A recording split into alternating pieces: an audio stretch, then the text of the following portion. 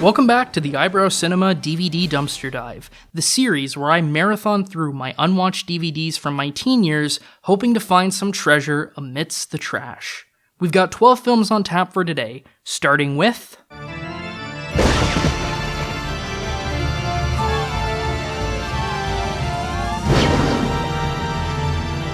Though he'd continue to headline movies in the future, Ernest Scared Stupid is the end of the line for Mr. Worrell and myself, the last film in my Ernest DVD collection. In truth, this film was a major turning point for the franchise. Scared Stupid's meager box office grosses convinced Disney that the Ernest ship had finally sailed, and they would no longer distribute the films through their Touchstone division. Distribution on Ernest Rides Again 2 years later would fall to the M-Shell Producers Group, the small production company which seemed to exist purely for making Ernest movies. And when it flopped, the series moved to direct-to-video releases for the rest of its run. All that to say, Ernest Scared Stupid does seem an appropriate note to end on. The film actually had me won over early, with an opening credits sequence where Jim Varney's mugging was cut against spooky visuals from public domain horror movies, scored by some fittingly ghoulish music. This intro is plainly delightful, and sets the tone for the Halloween-themed adventure to come. We learn that Ernest is in fact the descendant of a 19th century priest who had imprisoned an evil troll that attacks children, a being the dim-witted Ernest accidentally frees onto the world. Certainly a more engaging hook than Ernest works at a camp, and I was impressed by how much the filmmakers committed to the horror aspects. The troll looks nasty, and there are genuine efforts at scares. For younger kids, I could see parts of this movie proving a little bit scary, and I approve of that sort of thing. The movie also benefits from having another comedic character other than Ernest, with Eartha Kitt playing the secluded old lady who knows the town's deep, dark secrets. She's quite fun, and has some of the movie's better jokes. In its first act, I was ready to declare Ernest Scared Stupid the best of the 3 Ernest movies I'd seen. But then the movie just keeps going, relying more and more on Jim Varney's mugging and antics to sustain interest when I've long grown bored of this character. Varney was a talented performer. The man could do a great Walter Brennan impression, but the Ernest character has always been thin. There's only so much silly voices and goofy faces you can make in extreme close-up before things grow tiresome, and after 3 movies, I'm pretty tired. In hindsight, a lot of what I liked about Scared Stupid was the stuff that didn't center so much on Ernest. The new characters, the monster, the horror elements. There's fun to be had, but at the end of the day, the movie still needs to be a showcase for Varney's shtick. By film's end, yet another noisy and chaotic climax, I was pretty checked out. Disney probably made the right call quitting on Ernest by this point, and I suspect I'm making the right call in doing the same. Superman never made any money. For the longest time, I thought I had seen Superman 4, The Quest for Peace. The one with Nuclear Man and John Cryer.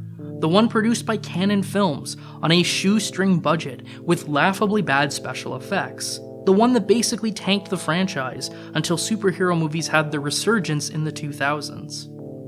But at a certain point, I realized I had no memory of actually watching Superman 4 like I did with the other Superman movies, and that my knowledge of the film was likely just from traveling in geek circles for most of my life.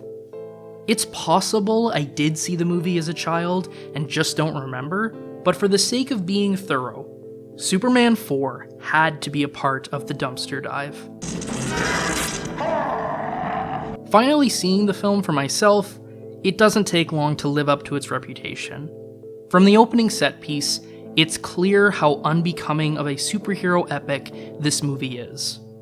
I'm not just talking about the bad special effects, although it is telling that the filmmakers used the same hideous optical of Superman flying twice just in the opening.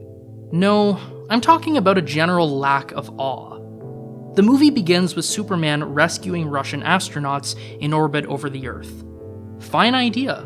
But there's no build-up or excitement to accompany Superman's introduction in the film. He just shows up, immediately solves the problem, and leaves. This effectively sets the tone for just how pedestrian Superman 4 is. Even if the movie had exquisite special effects, and it decidedly does not, there's little care in terms of presentation, or imagination in crafting interesting set pieces. In an era where superhero IPs are more valuable than gold, it's strangely fascinating to see a Superman movie made so carelessly. From here, the movie becomes a mess of half-baked subplots, including a little boy who writes a letter to Superman asking him to solve the Cold War, Superman's anxiety over nuclear weapons, Lex Luthor escaping from prison with his wacky cousin and creating Nuclear Man to destroy Superman. Clark wants to sell the farm, but is holding out for a farmer and not a development company. The Daily Planet is bought out by a crass businessman who starts undermining the paper's journalistic integrity. The businessman's daughter Lacey has the hots for Clark Kent. Lois Lane likes Superman, and honestly, Lois isn't given much to do here, but she remains Soup's love interest on the periphery anyway. Superman 4 was famously hacked to pieces in editing, and consequently, a lot of these subplots just go in circles without ever being resolved. What does remain doesn't make a whole lot of sense. There's a genuinely rich premise here, with Superman involving himself in global politics, which invites so much drama and ethical consideration. But none of that happens. Superman just shows up at the UN, announces he's going to destroy all the nukes, and everyone applauds.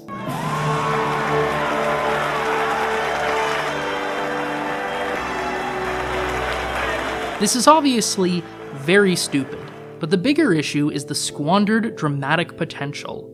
What happens when a country's leader says no? Does Superman respect that authority, or does he impose his will and make the choice for himself? What right does Superman have to decide the world's fate? What are the ramifications of a quintessentially American superhero disarming the rest of the world and further entrenching America's position as the leading global superpower? Fuck all that. Superman just throws all the nukes in the sun. Certain plot developments also just sort of happen. I have no idea why Nuclear Man is after Lacey in the movie's third act. I asked Twitter, but the response I got was basically, "Why are you watching Superman 4 in the first place, idiot?" Not sure the response of, "I'm doing a DVD dumpster dive" would have made a lot of sense. Then there's a truly embarrassing scene, which is a straight-up remake of the Superman and Lois flying sequence from the first movie, except it looks infinitely worse despite being made almost a decade later. It's also completely pointless. At the end of the scene, Superman kisses Lois to erase her memory again, Superman 2 style. Which also raises the question, how often has Clark revealed his identity to Lois on a whim and then memory wiped her afterwards? He does it so casually here that it seems almost routine. So yeah, Superman 4 is pretty terrible and fails in basically every area I expected it to. But I also didn't hate it. Maybe it's just the result of subterranean expectations, but there are parts of this movie I actually thought were kinda cute. For all its flaws, and there are many, there's also an earnest quality to the movie that feels entirely appropriate for Superman. Like, Lacey starts off as a villain, transforming the Daily Planet for the worse.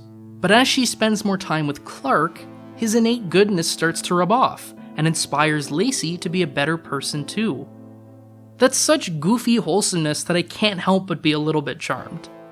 Then there's the whole double date scenario, where Superman agrees to an interview with Lois at the same time that Clark's supposed to take Lacey out. It's a straight up sitcom plot that plays out exactly how you're expecting it to, but it's fun. To that end, there's also some comedic moments here that are legitimately funny. I just said I wish Superman would have said yes.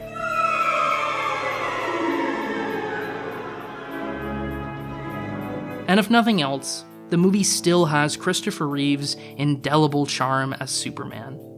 He's so effortlessly believable in this role, and I also enjoyed watching Gene Hackman ham it up as Lex Luthor. I don't want to overstate Superman 4's positives, as the movie on the whole is quite bad and not something I'd recommend, But it's not a complete wash either. With a little more care, I think it probably could have worked. And even in its present state, it's still kind of watchable.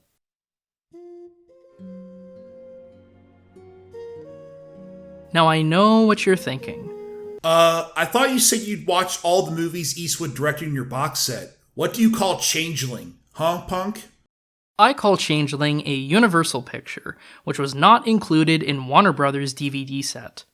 This is a film I got some years after my big Eastwood collection, one of many DVDs handed down from family friends because they knew the Simpson boy liked movies. I was certainly interested in watching Changeling, but by the time it was in my collection, my enthusiasm for Eastwood as a director had waned somewhat. Don't get me wrong, the man has made some amazing stuff and remains an interesting filmmaker to this day.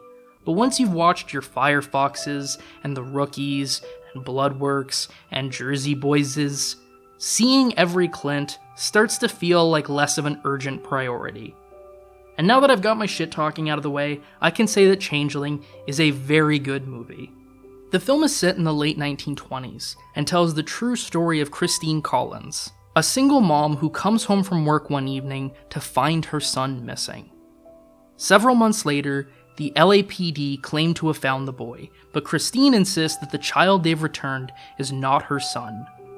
As Christine protests to the authorities, the police put increasing pressure back on her, eventually labeling her as delusional and locking her in a mental institute.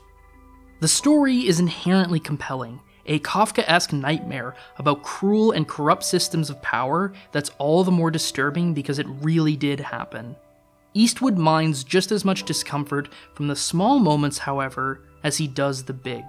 Whether it be the tense exchanges between Christine and her imposter son at home, or her pleading to the police for help, where she needs to play nice and grateful to corrupt authorities even as they are committing atrocities against her. There's a definite feminist angle to the material, the film observant to the emotional labor women are expected to perform, and how systems of law and order are weaponized against women. One scene that especially stuck out to me, as Christine sits in the mental institute, a fellow inmate explains that no matter what she does, it can be used to label her insane. The more you try to act sane, the crazier you start to look. If you smile too much, you're delusional, you're stifling hysteria. If you don't smile, you're depressed. If you remain neutral, you're emotionally withdrawn, potentially catatonic. And boy oh boy did this speech strike a chord weeks after the Johnny Depp Amber Heard trial, where virtually every behavior Heard did or didn't do was rationalized as an admission of guilt. Changeling is the kind of old-school drama Eastwood is so good at, a rich story told with conviction and intelligence. The film has a wonderful sense of mood and setting, with a nice showcase role for Angelina Jolie, a strong supporting cast, and a number of quality scenes. For all Changeling does well though, I do think it starts to go awry in its second half. Much as the peculiar facts of the case do make for compelling drama, the film struggles to fit those details into a cinematic structure. There comes a point where it feels like the movie is wrapping up, when in fact it has almost another full hour to go. That final hour still has many great elements, and is made with the same degree of skill as the rest, but the focus really starts to waver. Given the script already does deviate from real events by omitting certain details, I think it would have been permissible to streamline the back half of the story. Pacing problems hold the film back from greatness, but all the same, Changeling is quality cinema, and I should have seen it a lot sooner. Frankly, I'm not sure Eastwood has made a movie this good since.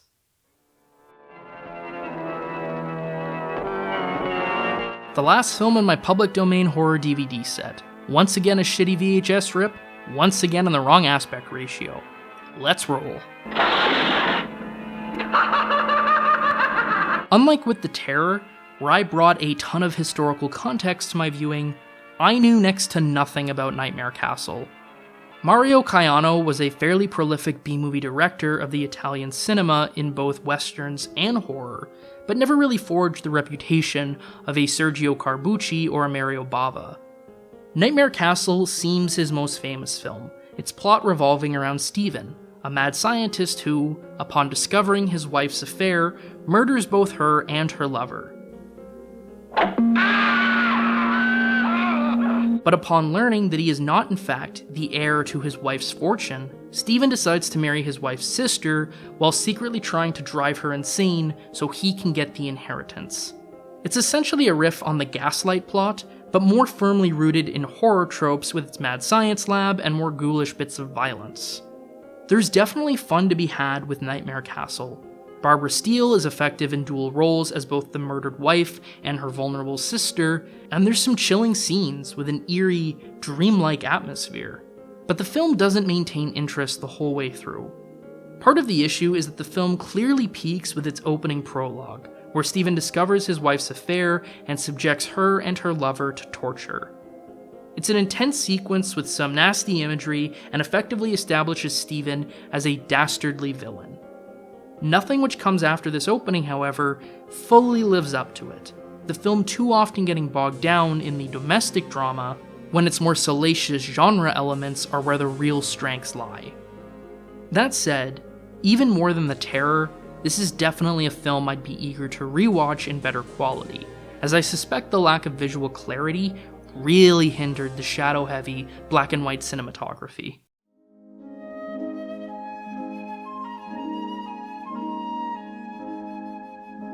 My second Robert De Niro film in the dumpster dive again pairs the legendary actor with an equally acclaimed co-lead, this time in Jane Fonda.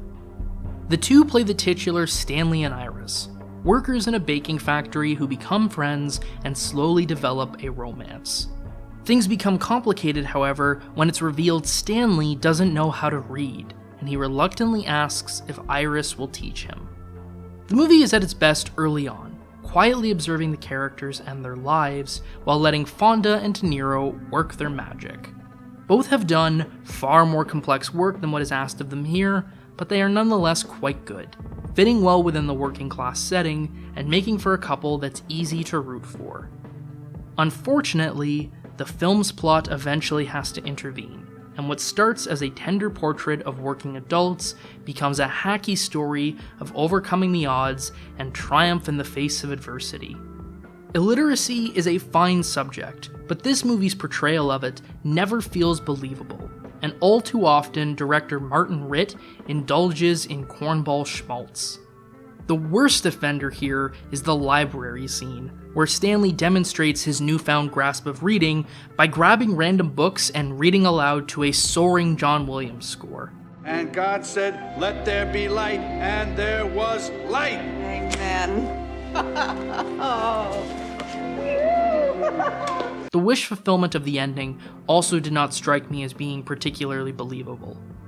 The sentimental turns might have worked if the film had more of a magical, Capra-esque tone, but it doesn't. Stanley and Iris starts as a humble slice of life before abruptly shifting gears. Overall, De Niro and Fonda are so innately charming and likable that the film is never actively bad, but it doesn't amount to much of anything either. If you're only going to see one De Niro from 1990, it should definitely be Goodfellas. But if you're going to see two, well, you're probably better off with Awakenings. But if you absolutely gotta see 3 De Niro movies from 1990, then you gotta see Stanley and Iris.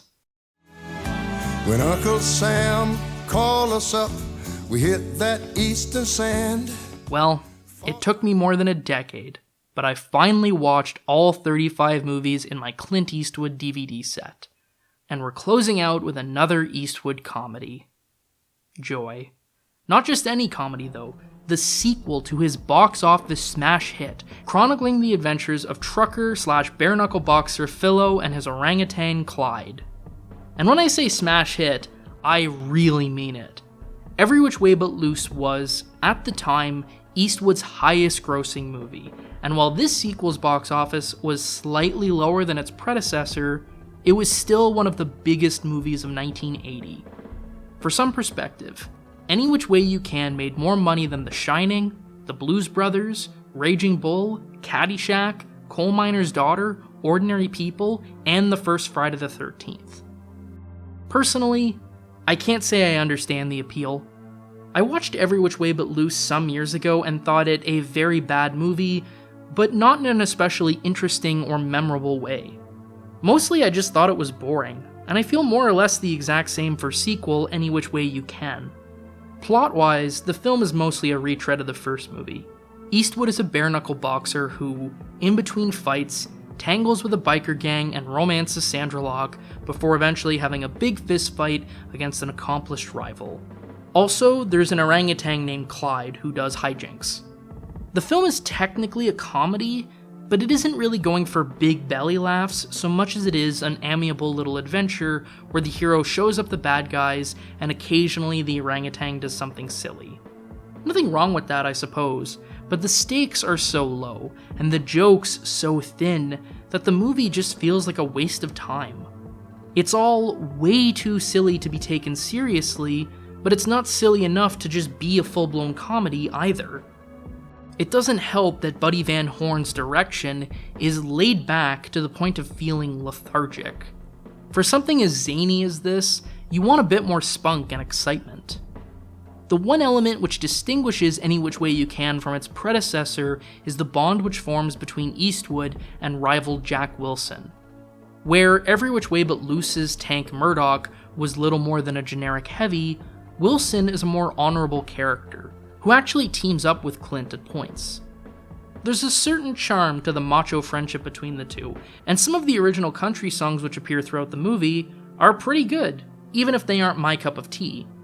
To that end, I will fully admit that the world the Which Way films explore does not endear itself to me. I have no affinity for country music or the blue-collar setting these movies occupy, and it's very possible if I did, I'd have a lot more fun. Then again, if these movies were better, my own personal biases wouldn't matter so much in the first place. It's not that I think I'm too good for the wacky adventures of a man and his monkey. I just wish those adventures were funnier.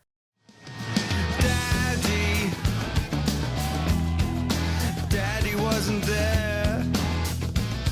Throughout this series, I've had some knowledge of each movie before actually watching it. Maybe it was a general pop culture understanding, or I'd stumbled across a trailer before, but I had some expectations going into every viewing. At least, until now. I had never heard of When Did You Last See Your Father, known as And When Did You Last See Your Father in the UK, in any context beyond it randomly sitting in my DVD collection, one of many films that was just left by a family friend. I could tell from looking at the case that it featured powerhouse British actors Colin Firth and Jim Broadbent, but otherwise, I had no idea what I was getting into.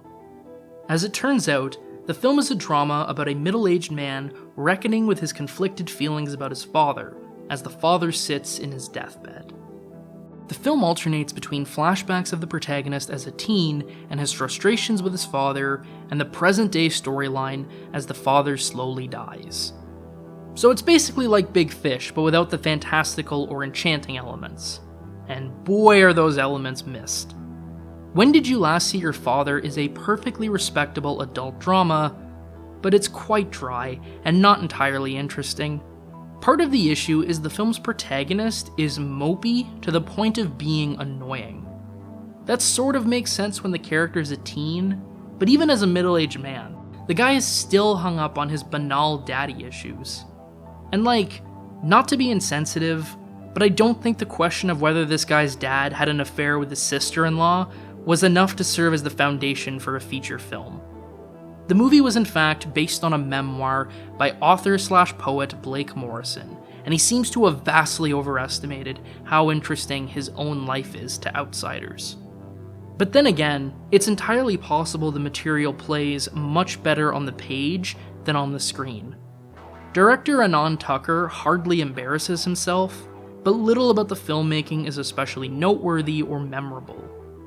Despite all my complaints though, When Did You Last See Your Father does at least feel like a sincere attempt to grapple with grief in a mature way. And perhaps it goes without saying, but the performances from Firth and Broadbent are quite strong. Broadbent in particular gets to play a real force of personality, and there's fun to be had in watching him. The climactic emotional peak of the story also resonated more powerfully than I was expecting. Overall, though, this is a pretty unexceptional movie, and I don't suspect it'll leave much of a lasting impression on me.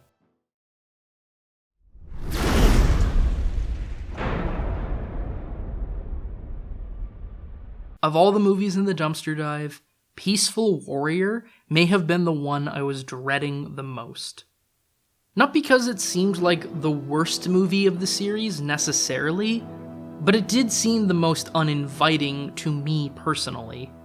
The title alone just sounded lame as hell. Peaceful Warrior? I prefer my warriors to be blood-soaked killing machines, thank you very much. Jokes aside, few phrases cause my eyes to roll quite like based on the inspiring true story, and a movie about a gymnast using New Age spirituality to rehabilitate an injury seemed destined to indulge in the worst kinds of schmaltz. Like Rocky for the soul. As it turns out, those fears weren't entirely founded. The film isn't strictly based on a true story, so much as it is based on the self-help book the real Dan Millman wrote loosely based on his own experiences. So while the film does eventually resort to the cliches of athletes overcoming tremendous odds and pushing their bodies past an injury to succeed in a climactic event, they aren't as omnipresent as I expected. The bulk of the film actually concerns the New Age philosophy and wisdom passed down to Dan by a mysterious gas station attendant named Socrates, who becomes Dan's mentor. Which is substantially worse than a parade of inspiring sports movies cliches. I knew we were in trouble from the very start, when the first demonstration of Socrates' spiritualism is not actually wisdom or philosophy, but the ability to effortlessly jump atop the gas station roof.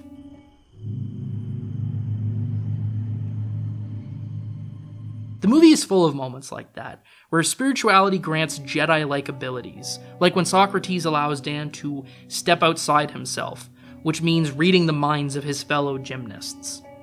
Similar to how Pocahontas represented the Powhatan people's harmony in nature with literal talking trees, Peaceful Warrior represents spirituality through literal superpowers. You might respond that I'm the one being too literal and not the movie, that the superhuman abilities depicted are just metaphorical devices to impart a deeper message. I might buy that if I thought the movie actually had something deep to say, but it really doesn't. Beneath all the vague talk about removing the garbage from your life and achieving inner fulfillment, all that's really offered are these standard self-help platitudes. Live in the moment. It's about the journey, not the destination, etc., etc. It's shallow, low-grade writing masquerading as wisdom. It's also worth noting that the film was directed by Victor Salva, a filmmaker most famous for A, the Jeepers Creepers trilogy, and B, being convicted of child molestation. I'm no stranger to watching movies made by violent and abusive people, but man, it really makes all the talk of inner peace and grace feel hollow and hypocritical. And despite all this, I could have potentially got on board with Peaceful Warrior to some extent if the movie were actually entertaining, but it isn't. It's a repetitive slog with a dullard protagonist that just keeps going in circles until the film mercifully ends, and its endless musings of half-baked pseudo-spiritualism proved completely insufferable.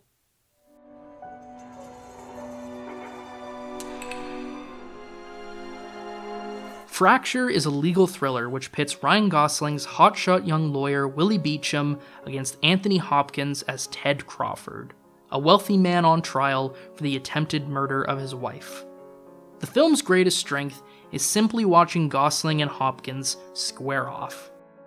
Fracture came out just as Gosling was really making his push to be seen as a serious actor, and if movies like Half Nelson demonstrated his emotional depth, movies like Fracture and The Notebook demonstrated his movie star charisma and bravado.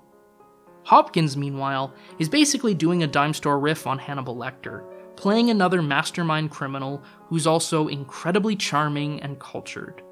Neither character is particularly layered, but they each offer a showcase for the two actors to chew a little scenery and relish some juicy line deliveries. My Dick has evidence. Excuse me. My Dick, my private investigator, I call him Dick. Otherwise, Fracture is a very routine legal thriller, which is consistently watchable, if rarely especially engaging. Going into the film, I assumed there'd be some sort of element of mystery as to whether Ted actually shot his wife or not. But no, we see him commit the crime in the first 10 minutes, and the tension is instead supposed to come from how this obviously guilty person will be able to outsmart everyone else to secure his freedom. Except, Ted doesn't really do much clever. The main way he's able to discredit the prosecution's case is by very obviously baiting the detective who is sleeping with Ted's wife into attacking him in court, which is less a mark of Ted's intelligence than it is the cop's supreme stupidity. It's not that I consider this sort of rash behavior a plot hole, it's that the pleasures of a clever mastermind manipulating others are a lot less pleasurable when he only succeeds because everyone else is dumb. The rest of the plot hinges on the fact that the cops never recovered the murder weapon, despite Ted never leaving the house, and the mystery of how Ted got the gun out. The solution to this little mystery is convoluted and not entirely sensical, but the bigger issue is simply that there isn't enough meat to the story. I kept waiting for further manipulations and schemes to complicate the chess battle between Ted and Willie, but everything comes back to this gun, and the whole thing ultimately fizzles in an anticlimactic ending. Fracture is a passable enough entertainment for a lazy Sunday, competently staged by Gregory Hoblit, and well acted, not just by Hopkins and Gosling, but a pretty stacked supporting cast too. Unfortunately, it's all in service of an underwritten story, which is begging for a more layered plot and a more impactful conclusion.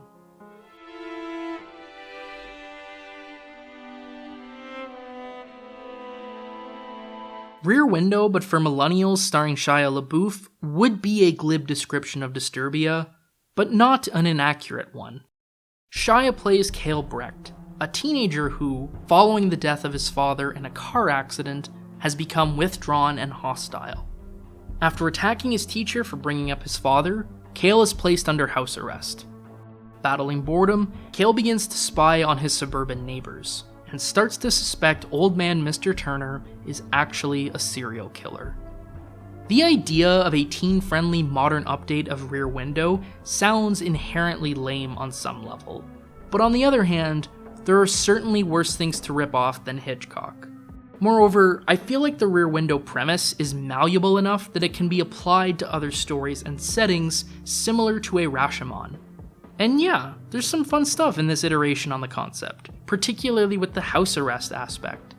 I like how Cale needs to mark out a physical perimeter to know how far he can leave his house before the ankle monitor goes off, or how the characters use modern tech like cell phones and cameras to more effectively spy on Turner.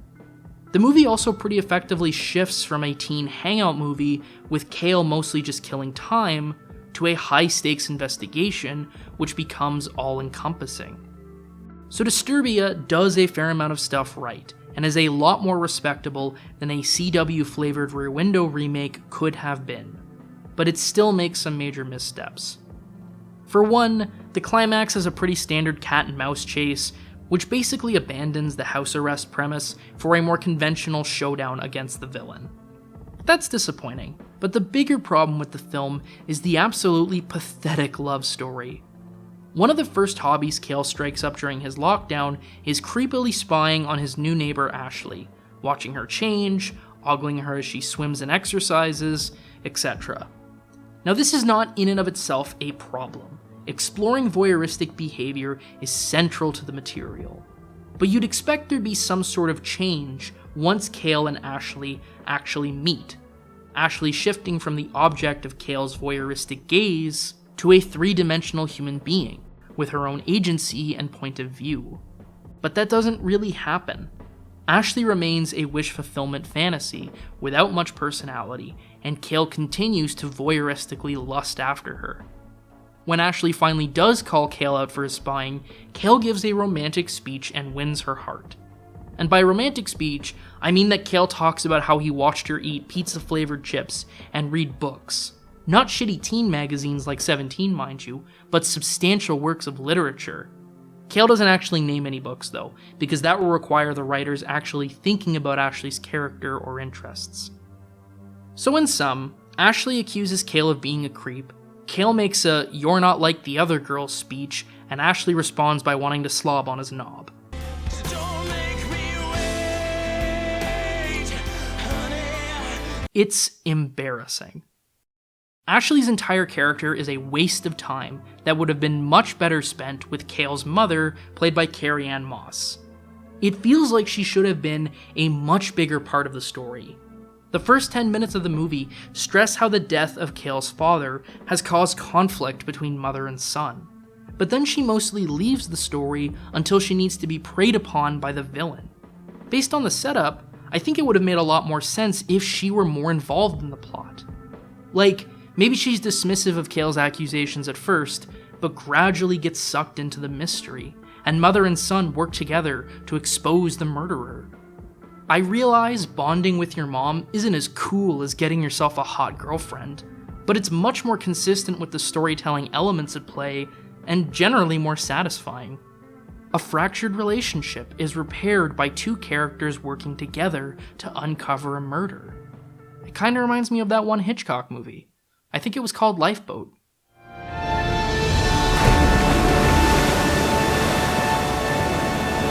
Men of Honor is based on the true story of Carl Brashear, the first African American to serve as a master diver in the United States Navy, and the first man in Navy history to return from injury with a prosthesis and continue to serve in active duty. The film specifically covers Brashear's experience in diving school in the late 1940s, as well as his injury and rehabilitation process in 1966. In other words, it's an inspiring true story. I've already outlined that this is not a style of movie I particularly respond to, and director George Tillman Jr. plays right into the corniest of sentiments. Scenes in Men of Honor are of two modes, either sorrowful low points scored to delicate melancholy,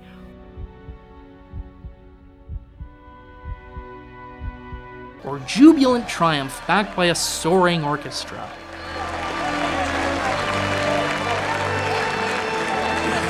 Brashear himself, as played by Cuba Gooding Jr., is a boring goody two-shoes, lacking in flaws or any real personality beyond just wanting to be the best diver.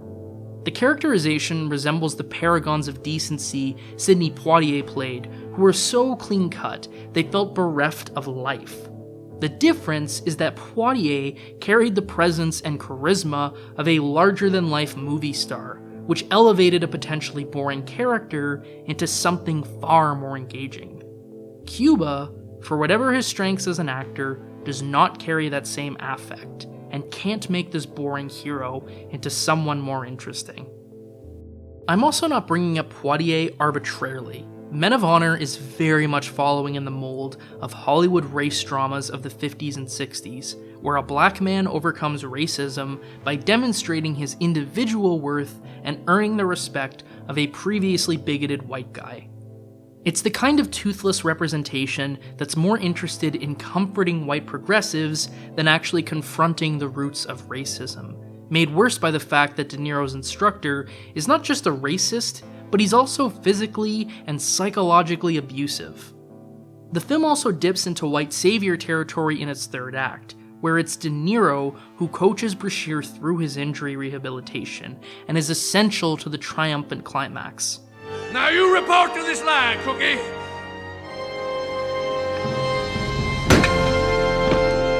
At ease. As you can probably guess, this character didn't actually exist in real life, but the issue isn't one of historical inaccuracy. It's how the film twists the story of a black man struggling within racist systems to a story of white redemption.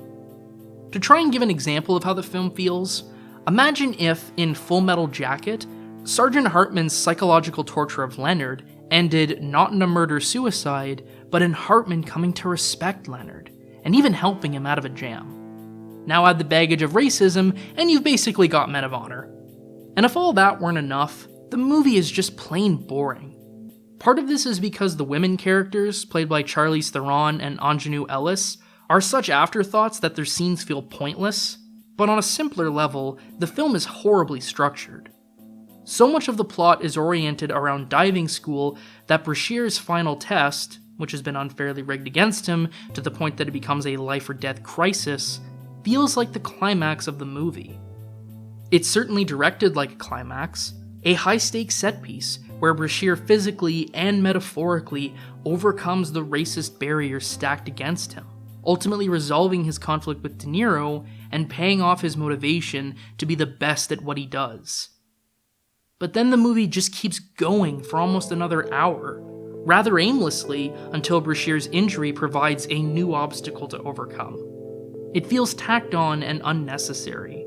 The movie should have either more firmly relegated diving school to Act 1 and placed less importance on De Niro as the film's antagonist, or focused entirely on the training portion of Brashear's career, concluding with his graduation.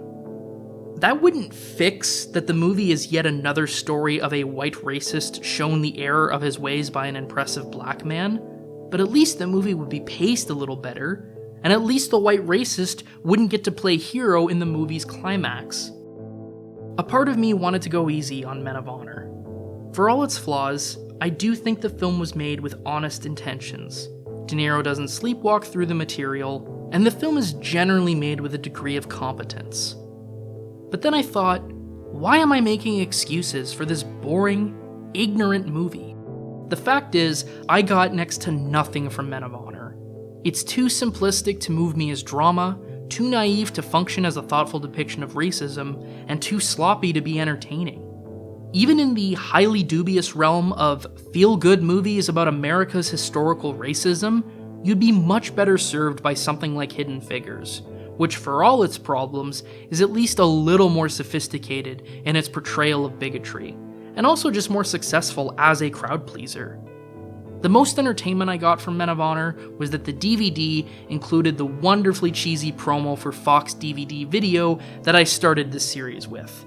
And I love that thing. DVD ROM. Deleted scenes. Cutting edge 3D menus. Got to get me one of these! Alright, just one movie left. And it's a doozy.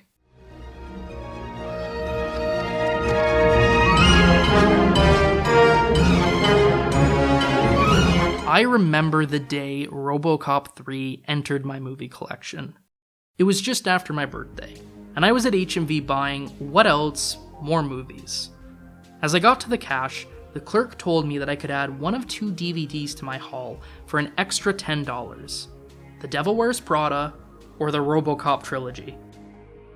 This was not a difficult choice, especially for a teen boy who loved science fiction and graphic violence. Many years later, I'd see The Devil Wears Prada, and while it is a very good movie, I absolutely stand by Teenage Daniel's choice. The original RoboCop is a masterpiece of action filmmaking that I've only loved more as I've gotten older, and better able to appreciate the satire of Reagan-era America. That the box set came with the sequels was just a bonus to me. I figured they might make for some amusement though. But when I finally sat down to watch RoboCop 2, all I could think was, wow, this sucks. Any desire I had to watch the third movie fizzled pretty quickly, especially since, for as much as I didn't enjoy the second movie, reputation suggested RoboCop 3 was the true nadir of the franchise, a watered-down PG-13 movie more for children that was torn apart by critics and basically killed director Fred Decker's career. Along with Superman 4, it's easily the most famous bad movie I've tackled in my dumpster dive, and I can't think of a more appropriate end to this series. Of course, I ended up offering a modest defense of Superman 4, and was hoping I'd be able to do something similar for RoboCop 3, that I'd find some value in this children's cartoon version of a RoboCop movie. That didn't happen. RoboCop 3 is exactly as bad as I was led to believe, and this was apparent from the very start. Apparently, it wasn't enough to cut out the satirical edge that eviscerated American media and corporate culture to be more kid-friendly. The film also had to add a little kid sidekick. A sidekick who, in 90s kid fashion, is also a genius hacker. You won't believe this. He'll be loyal as a puppy. You have 1 second to comply. I am now authorized to be loyal as a puppy. Isn't that precious? Apparently, it wasn't enough to simply tone down the blood-soaked violence of Paul Verhoeven. The film also had to avoid characters getting shot if possible, including having RoboCop shoot the guns out of the bad guys' hands rather than shooting the bad guys. Apparently, RoboCop himself wasn't awesome enough, so now he gets a jetpack to zip around the city. All of these changes strip the material down to its dumbest, most superficial elements, which is bad enough on its own, but what's worse is the filmmakers don't even have the guts to go all the way. If RoboCop 3 was just a big dumb cartoon for children, there might actually be some charm to it, but the story still keeps one foot in the world of adult action movies. The premise is rooted in gentrification and the forced relocation of poor citizens, including the precocious little kid whose parents are confirmed to have been killed off-screen. Gun violence is minimized, but people are still shot and killed, including Nancy Allen's Officer Lewis. Who exactly is this supposed to appeal to? It's way too childish for adults, but I also think it's too boring for kids. RoboCop himself doesn't show up until about 20 minutes into the movie, and he also takes a grenade to the chest at the end of the first act that keeps him out of action for much of the middle. Then there's the robot ninja villain that the movie hypes up for ages, but when he finally fights RoboCop, the results are totally lame. The ninja knocks down RoboCop a couple of times until RoboCop remembers he has a rocket launcher and promptly blasts the ninja's head off. At the climax, 2 more robot ninjas show up, and I thought, okay, great, now I'll actually get to see the epic showdown promised. But no, they knock down RoboCop a couple times, then the Miracle Kid hacks the ninjas, and they cut each other's heads off. You don't want too much excitement in your action movie. Hi, Editor Daniel here with a quick amendment to make. In these 2 fight scenes, the robot ninjas do not knock RoboCop down a couple of times. They knock him down once per scene. So the fight scenes are even less exciting than I remembered. The movie also sucks in more typical ways. The screenplay is a mess where characters and ideas are seemingly really important until they're just dropped. The action scenes have a lot of noise but no sense of geography or consequence, and the whole thing just looks really cheap. There's also the fact that Peter Weller has been replaced by Robert Burke in the titular role.